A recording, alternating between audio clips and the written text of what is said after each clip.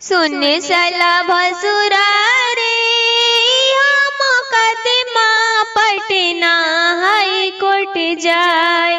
सुन साला भसुरा रे इहो मुकदमा पटना हाई कोर्ट जाए। कथी पे रगड़ाई कथी पे झगड़ाई कथी पर करब मुकदमा। सुन साला भसुरा रे इहो मुकदमा पटना हाई कोर्ट जाए। टीका पे रगड़ा नथिया पे झगड़ा तोरा बहिन पर करब मुकदमा। सुन साला भसुरा रे इहो मुकदमा पटना हाई कोर्ट जाए। सुन साला भसुरा रे इहो मुकदमा पटना हाई कोर्ट जाए।